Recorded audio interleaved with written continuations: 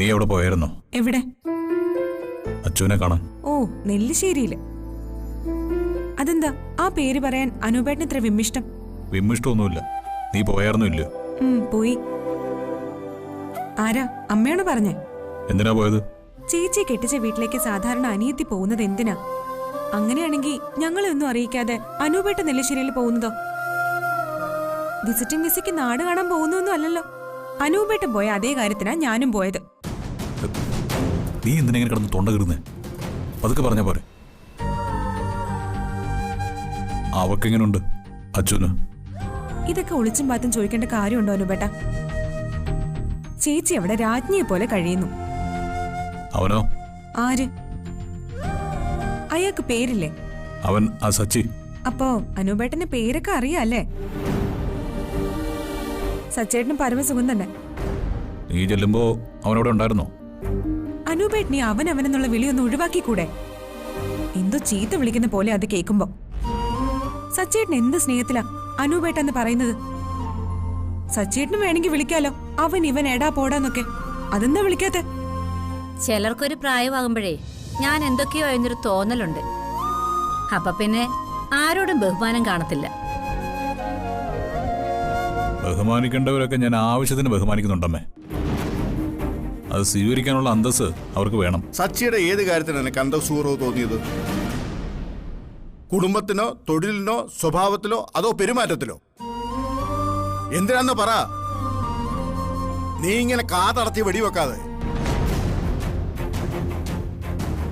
കല്യാണം കഴിച്ച അന്ന് മുതൽ മുള്ളും മുനയും വെച്ച് നേരിട്ടും അല്ലാതെയും സച്ചിയെ നീ അധിക്ഷേപിക്കുന്നുണ്ട്. അതിനെതിരെ പ്രതികരിക്കാത്തതാണോ സച്ചിയുടെ അന്തസ്സില്ലായ്മ? പ്രതികരിക്കാൻ അവനൊന്നും ഇല്ലാത്തോണ്ടാ. അല്ലെങ്കിൽ അവനൊന്ന് പ്രതികരിക്കട്ടെ, അപ്പൊ ഞാൻ പറയാം. അന്തസ്സുണ്ടെങ്കിൽ അവൻ പ്രതികരിക്കട്ടെ, ഞാൻ വെല്ലുവിളിക്കാം. എന്താ ഇവന്? ആന വാ തുറക്കുന്നത് കണ്ട് അണ്ണാൻ വാ തുറക്കുന്ന അവസ്ഥയായിരിക്കും അനൂപേട്ടന്റെ ഈ വെല്ലുവിളി. എനിക്ക് പണത്തിനും പ്രതാപത്തിനും മാത്രമേ കുറവുള്ളടി. അന്തസ്സിന്റെ കാര്യത്തിൽ ഒരു കുറവുമില്ല. ഇപ്പൊ പറഞ്ഞ അന്തസ്സെടുത്ത് കഴുത്തിലിട്ട് അനൂപേട്ടൻ ആ ചന്തയിലേക്കൊന്ന് ഇറങ്ങി നിൽക്ക്. ചിലപ്പോ കടക്കാരൊക്കെ വന്ന് തൊഴുതിട്ട് പലിശയ്ക്ക് വാങ്ങിയ പണം വേണ്ടാന്ന് പറഞ്ഞാലോ? എന്റെ പരിഹാസം കുറച്ച് കൂടുന്നുണ്ട് കേട്ടോ. സത്യത്തിൽ അനൂപേട്ടൻ എന്തോ കുഴപ്പമുണ്ട്. അനൂപേട്ടനെ ഒരു കുഴപ്പമില്ല. പക്ഷേ അനൂപേട്ടനെ നിങ്ങൾ ഒരിക്കൽ മനസ്സിലാക്കും. അതുവരെ ഞാൻ ഈ കല്ലേറും ചീത്തവിളിയും പരിഹാസവും ഒക്കെ സഹിക്കേണ്ടി വരും. അതിന് നിന്നെ ആരാ ഇവിടെ കല്ലെറിയുന്നതും പരിഹസിക്കുന്നതും? അതിനുള്ള വഴി നീയായിട്ട് തന്നെ ഉണ്ടാക്കുന്നതല്ലേ? അല്ലെങ്കിൽ നീ തുറന്നു പറ നിന്റെ പ്രശ്നങ്ങൾ എന്താണെന്ന്. തുറന്നു പറഞ്ഞാലും നിങ്ങൾക്കൊന്നും ചെയ്യാനില്ല. അപ്പോ എന്തോ ഉണ്ടെന്ന് സാരം. ഉണ്ടെങ്കിൽ എന്നേ ഞാൻ ഉദ്ദേശിച്ചുള്ളൂ. അനൂപേട്ടന് ഓഫീസിൽ പോകാനുള്ളതല്ലേ? എന്നാ പിന്നെ അത് നടക്കട്ടെ. എന്നാ പിന്നെ ഞാനും വരുന്നു അനൂപേട്ട. അമ്മ പ്ലേറ്റ് എടുത്ത് വെച്ചേക്കണേ. ഞാനിന്ന് ഓഫീസിൽ പോകുന്നില്ല. എന്താ മീരെ അവനിന്ന് ഓഫീസിൽ പോകാത്തത്? അത് എന്നോട് ചോദിച്ചിട്ട് എന്താ കാര്യം? മോനോട് നേരിട്ടങ്ങ് ചോദിച്ചാ പോരായിരുന്നോ? മാസം കിട്ടുന്നതേ തുച്ഛമായ ശമ്പളം. അതിലിങ്ങനെ ലീവ് എടുത്താ ഒന്നും കിട്ടാനുമില്ല. ഞാൻ എന്തേലും പണിക്ക് പോകേണ്ടി വരും ജീവിക്കണമെങ്കിൽ. എന്റെ ഗതികേട് തന്നെ.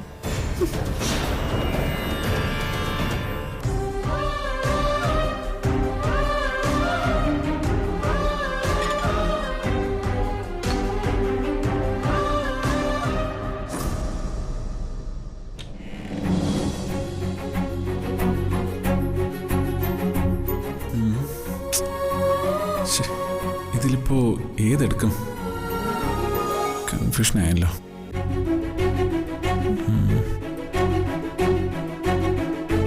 ആരോടെങ്കിലും ഒരു അഭിപ്രായം ചോദിച്ചാൽ കളിയാക്കാം. സ്വന്തം ഡ്രസ്സുകൾ പോലും തിരഞ്ഞെടുക്കാൻ കഴിയാത്തൊരു MD എങ്ങനെ പ്രോജക്റ്റുകൾ തിരഞ്ഞെടുക്കുന്നാവും അവരുടെ കമന്റ്.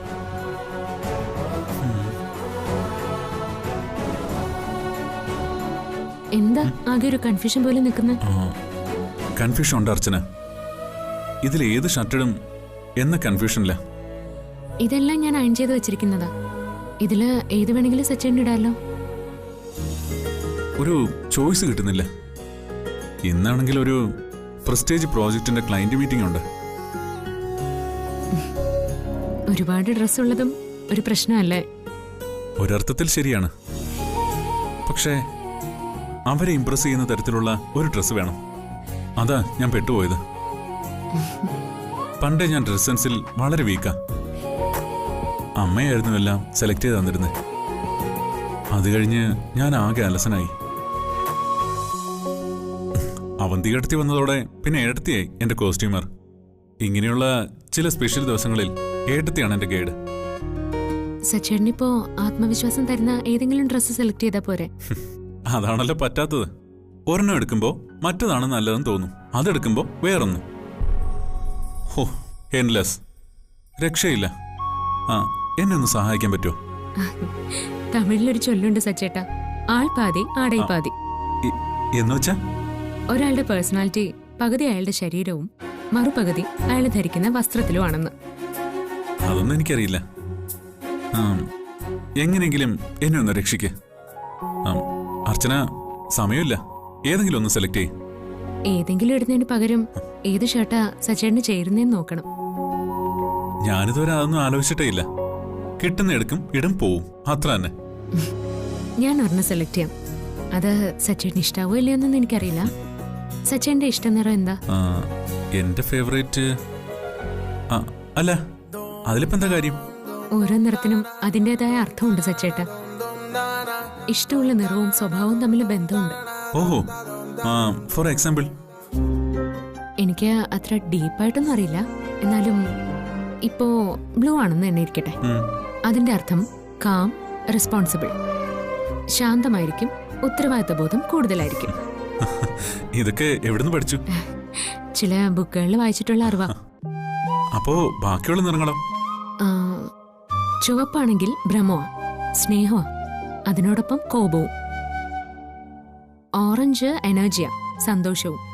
പച്ചയാണെങ്കിൽ പുതിയ തുടക്കം. ഓക്കെ, തന്റെ ഫേവറേറ്റ് കളർ ഏതാ?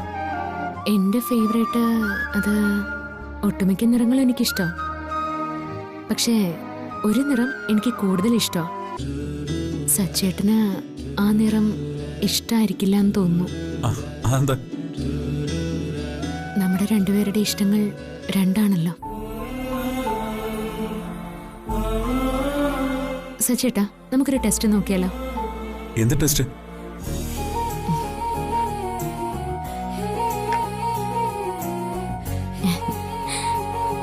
സച്ചേട്ടന് ഇഷ്ടപ്പെട്ട ഒരു കളറ് ഞാൻ സെലക്ട് ചെയ്യാൻ നോക്കാം. ഒരു കളറ് സച്ചേട്ടൻ മനസ്സിൽ കരുതിക്കോ, എന്നിട്ട് അങ്ങോട്ട് തിരിഞ്ഞു നിൽക്കും.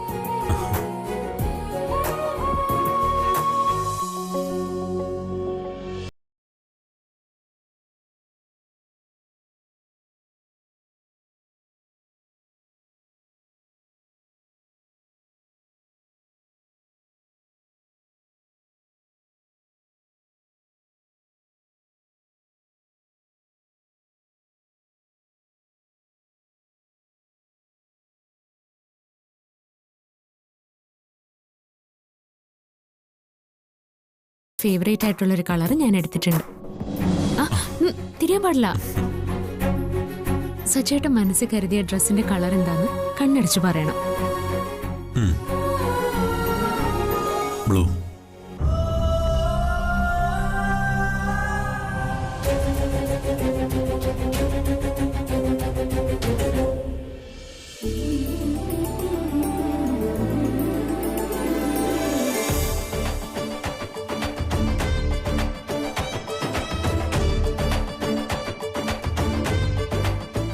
ഇതാണ് നോക്കി.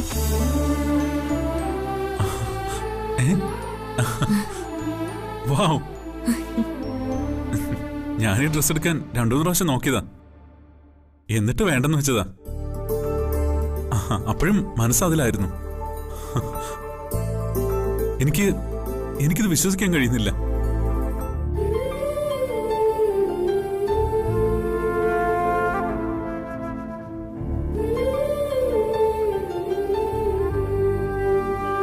നമ്മുടെ മനസ്സുകള് വല്ലപ്പോഴെങ്കിലും ഒരേ പാതയിൽ എത്തുന്നുണ്ട് അല്ലേ?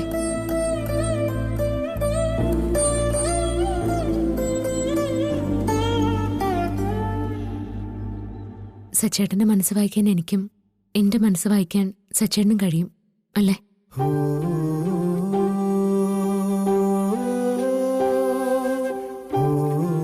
ഒരേ മനസ്സോടെ ഒരുമിച്ചൊരു ജീവിതം, അതെന്നാ?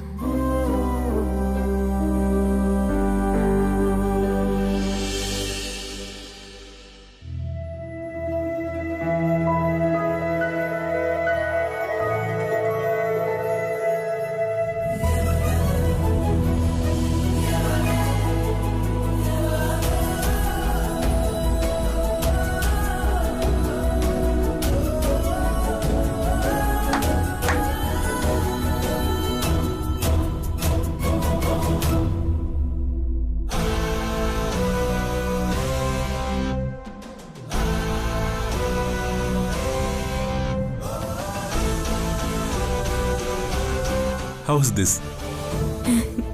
സൂപ്പർ. Thank you. ഇനി അർച്ചനയാണ് എൻ്റെ പേഴ്സണൽ സ്റ്റൈലിസ്റ്റ്.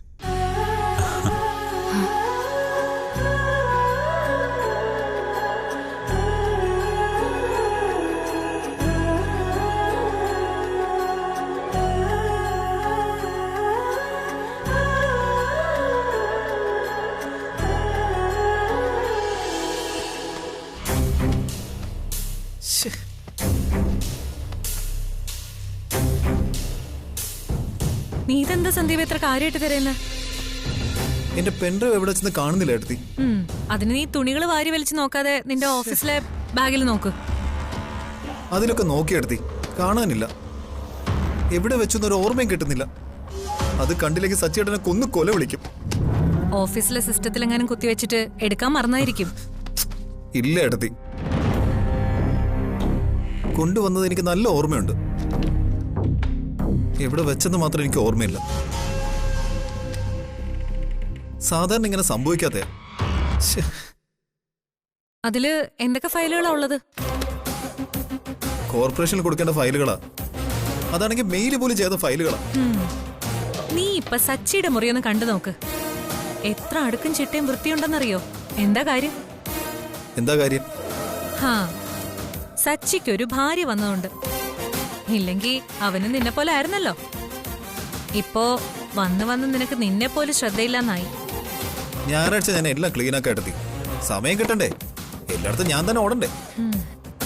നിനക്ക് ജീവിതത്തിൽ കുറച്ചും കൂടെ അടുക്കും ചിട്ടയും ഉണ്ടാവാനും കുറച്ചുകൂടെ ഉത്തരവാദിത്ത ബോധം ഉണ്ടാവാനും ഞാനൊരു വഴി പറഞ്ഞുതരാം. എടുത്തി പറ.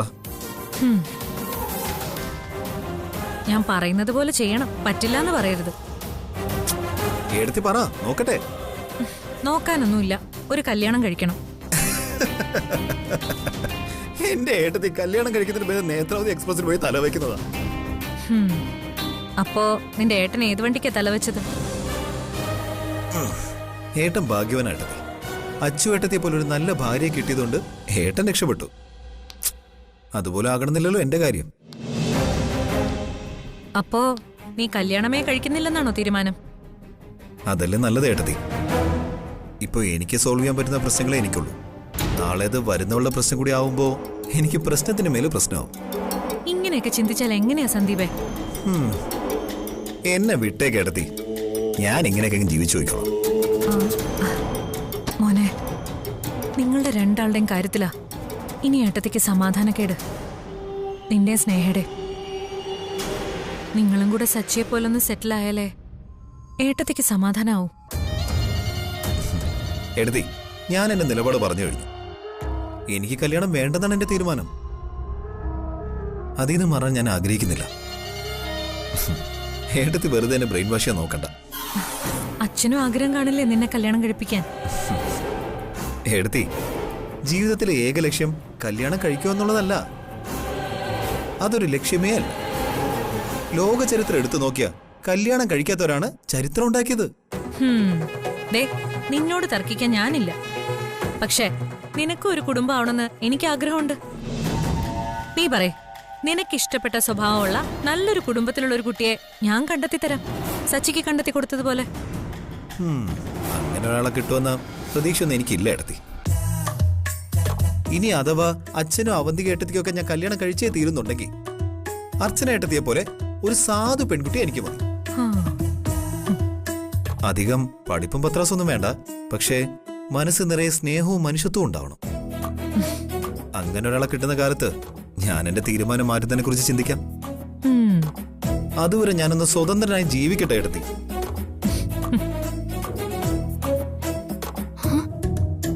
ഇതെന്താ സന്ദീപേ, ആന കരിമ്പം കാട്ടി കയറിയ പോലെ?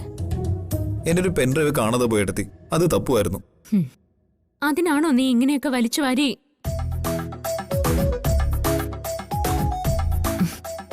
നിന്റെ പെൻഡ്രൈവ് അല്ലേ ദേ കിടക്കുന്നേ? ഒരു ഉത്തരവാദിത്വം ഇല്ലേ ഈ ചെക്കന്? താങ്ക്സ് എടുത്തി. ഇതിനാ ഞാൻ ഇത്രയും നേരം തെരഞ്ഞ. എന്നും ഇങ്ങനെ എന്റെ ഹെൽപ്പ് ഉണ്ടാവണമെന്നില്ല കേട്ടോ. അത് ഞാൻ പറയായിരുന്നു. ഇവന്റെ പുറകെ നടന്ന് ശ്രദ്ധിക്കാൻ നമ്മൾ വിചാരിച്ചാൽ നടക്കില്ലാന്ന്. സ്ഥിരമായിട്ട് ഇവന്റെ കൂടെ ഒരാള് വേണം. അതിനാ ഇവനോടൊരു കല്യാണം കഴിക്കാൻ ഞാൻ പറയുന്നേ. അപ്പൊ ഇവൻ പറയാ ഇവനൊരു റോൾ മോഡൽ ഉണ്ടെന്ന്. അതാരാ ഇപ്പൊ അങ്ങനെ ഒരു റോൾ മോഡൽ? അത് വേറെ ആരും അല്ല, നീ തന്നെ. ഞാൻ ഇവന് വേണ്ടി നിന്നെ പോലത്തെ സ്വഭാവമുള്ള ഒരാളെ കണ്ടുപിടിക്കണം എന്ന്.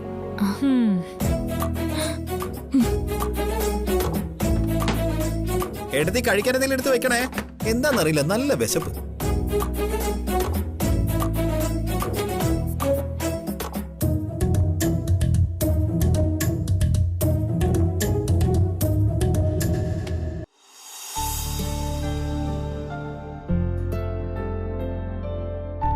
അനുബേട്ട, വെക്കേഷൻ വരുമല്ലേ?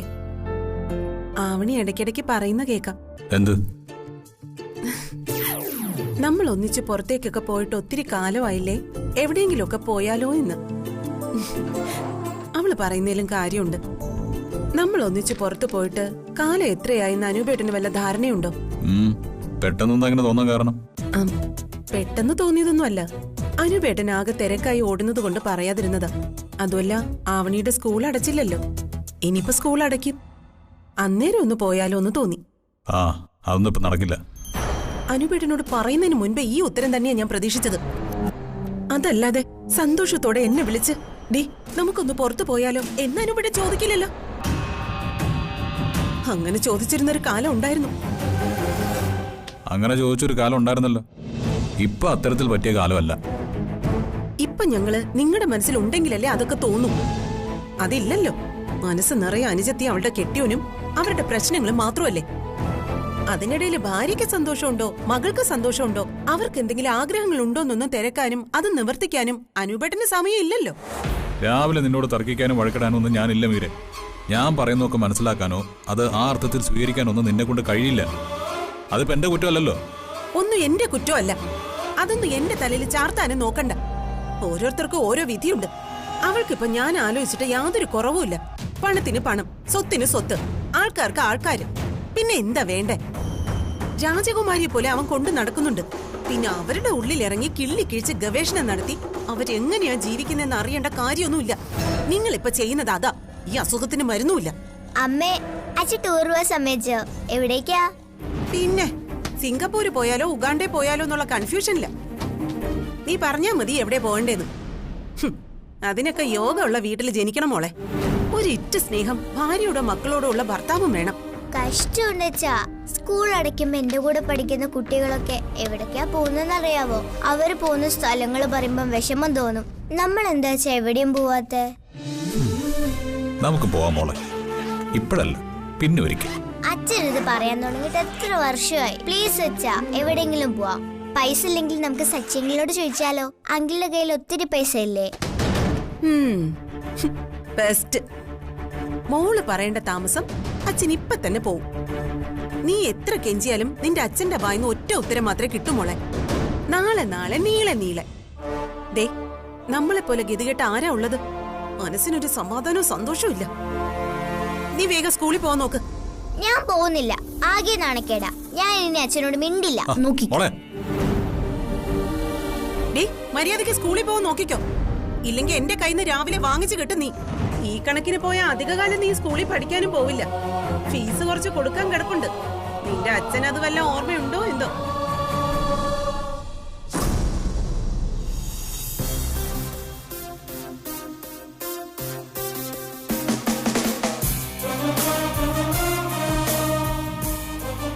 സന്ദീപ്, എനിക്കൊരു കാര്യം പറയാനുണ്ട്. എനിക്കറിയില്ല എങ്ങനെയാ സന്ദീപ് എന്റെ മനസ്സിൽ കയറി കൂടിയതെന്ന്. എനിക്ക് ജീവിക്കാൻ സന്ദീപ് വേണം. ശ്ശേ.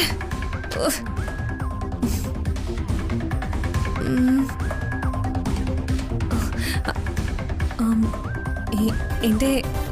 എന്റെ ജീവന്റെ ജീവനാ സന്ദീപ്.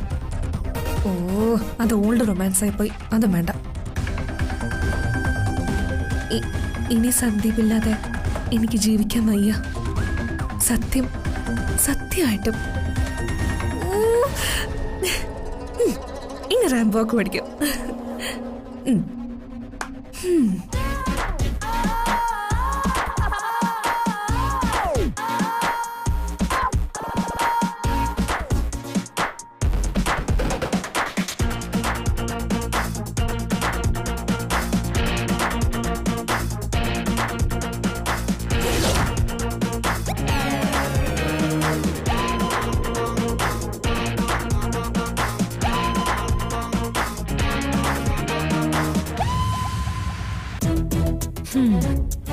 ഇതെന്താ വല്ല ഫാഷൻ പരേഡും ആണോ?